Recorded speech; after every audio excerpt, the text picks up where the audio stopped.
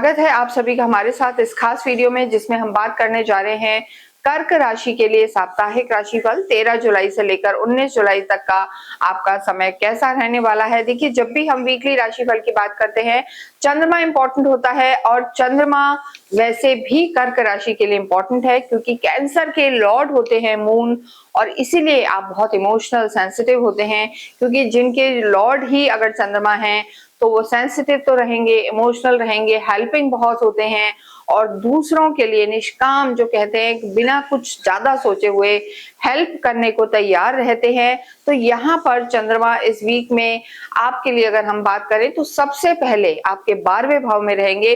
देखिए, चंद्रमा पूरे ही वीक मिथुन में रहेंगे, कर्क में रहेंगे, उसके बाद सिंह और कन्या में रहेंगे। लेकिन अगर हम आपके लिए देखें तो जो चंद्रमा की स्थिति है, चंद्रमा 13 और 14 जुलाई को आपके 12वें भाव में रहेंगे, सूर्य के साथ पितृ दोष का निर्माण करेंगे।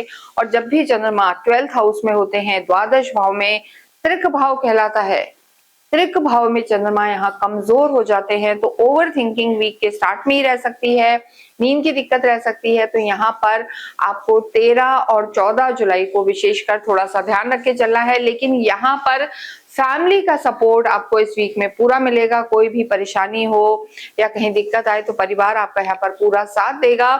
चंद्रमा की स्थिति ये रहेगी, साथ ही गुरु उच्च के होकर आप ही की राशि में है, लेकिन 15 जुलाई को गुरु अस्त हो जाएंगे। और जब भी कोई प्लैनेट आपकी राशि में हो और अस्त हो जाए तो वो प्रॉपर आप उस समय आपकी डिसीजन मेकिंग पे फर्क आ सकता है, थोड़ा लो फील कर सकते हैं और आपके काम अटक सकते हैं। तो कर्क राशि वालों को गुरु अस्त के समय कोई भी नया कार्य नहीं करना, नया डिसीजन नहीं लेना और सोच समझकर निर्णय लेना है, ये चीज भी जरूरी है। साथ ही इस वीक में अगर हम बात करें तो सूर्य संक्रांति रहेगी 16 तारीख को और सूर्य आप ही की राशि में प्रवेश करेंगे। एक अच्छी बात है, चंद्रमा के साथ सूर्य मित्रता रखते हैं, तो यहाँ सूर्य का आना आपके ओज को, कॉन्फिडेंस को बढ़ाएगा, कॉन्फिडेंट हो जाएंगे, आत्मविश्वास को बढ़ाएगा। लेकिन क्रोध पर आपको कंट्रोल करके चलना है। करियर की अगर हम बात करें तो देखिए, आपके करियर के लॉर्ड मंगल हैं, 10th हाउस से करियर देखा जाता है और मंगल अभी भी आपके लाभ भाव में है।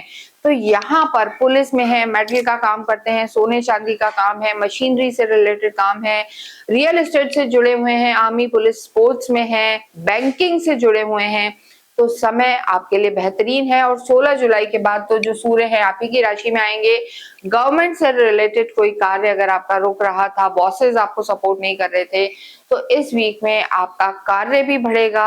आपके कोई कार्य अगर जॉब में है अटके हुए थे, वो कार्य भी बनेंगे और सीनियर्स का आपको सपोर्ट मिलेगा। सरकारी क्षेत्रों में स्पेशली 16 तारीख के बाद आपके लाभ के प्रबल योग बने हुए हैं, तो करियर के लिए ये समय अच्छा बना हुआ है। बस यहाँ पर वीक के स्टार्ट में 13-14 जुलाई को आपको कोई कार्य क्षेत्र में भी बड़ा फैसला नहीं करना है, इस चीज का आपको ध्यान रखना है। लव लाइफ की बात करेंगे, लव लाइफ के लॉर्ड, देखिए लव लाइफ हमेशा पंचम से देखी जाती है, यहाँ के लॉर्ड मंगल हैं, अपने ही घर को देख रहे हैं, तो मंगल का अपने ही घर को देखना एक हम कहेंगे कि वार्म रखेगा आपके रिश्तों को। लव लाइफ में मिलना जुलना, डेटिंग, ये सब यहाँ पर रहेगा।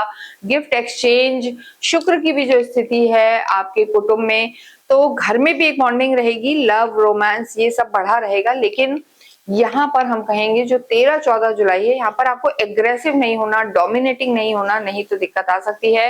वैवाहिक जीवन की स्थितियां अच्छी है, लेकिन जब 16 तारीख को सूर्य आप ही की राशि में आएंगे, वहां पर आपको अपने वैवाहिक जीवन को थोड़ा सा संभाल कर रखना है। सूर्य मंगल राहु केतु का सप्तम में आना या सप्तम को देखना थोड़ा सा कॉन्फ्लिक्ट क्रिएट करता है, तो आर्ग्यूमेंट से आपको बचने की जरूरत है, स्पेशली वीक के स्टार्ट में भी और मिडिल ऑफ द वीक वैवाहिक जीवन को थोड़ा सा संभालना है।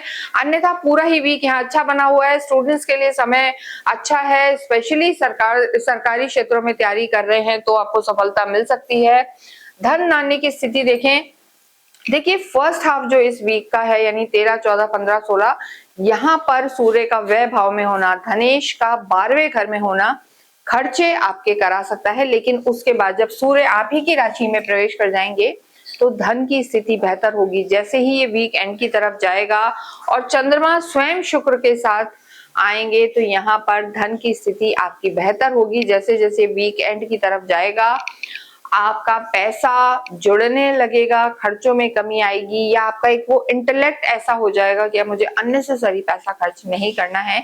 तो धन की स्थिति भी यहाँ पर बेहतर नजर आ रही है। और अगर हम भाग्येश को देखें तो भाग्येश गुरु जरूर यहाँ पर अस्त हो रहे हैं, तो पुनः कहीं ना कहीं आपको ऐसा लगेगा कि आप मेहनत बहुत कर रहे हैं लेकिन सफलता कम मिल रही है, और आप थोड़ा सा एक कंफ्यूजन विम्सिकल स्थिति में रहेंगे, आपको लगेगा क्या सही है क्या गलत, तो उसको आपको संभालने की जरूरत है।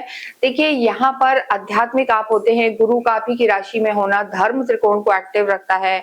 घर में पूजा पाठ या धार्मिक यात्राएं इस समय आप बहुत करेंगे और वो स्थितियां आपके लिए बेहतर भी होंगी। तो मंदिरों में जाके दर्शन करें, और विशेषकर हम यहाँ पर कर्क राशि के लिए कहेंगे ओम नमः शिवाय का जप करते रहें, नमः शिवाय का जप करें, ओम सोम सोमाय नमः का जप करें, और जो चंद्रमा होते हैं जब फुल मून है उनके दर्शन करें, त्राटक करें, और कृष्ण जी को आप मोगरे का फूल अवश्य अर्पित करें। इससे आपकी बड़ी बड़ी परेशानियां दूर होंगी। कमेंट बॉक्स में ओम नमः शिवाय अवश्य लिखें।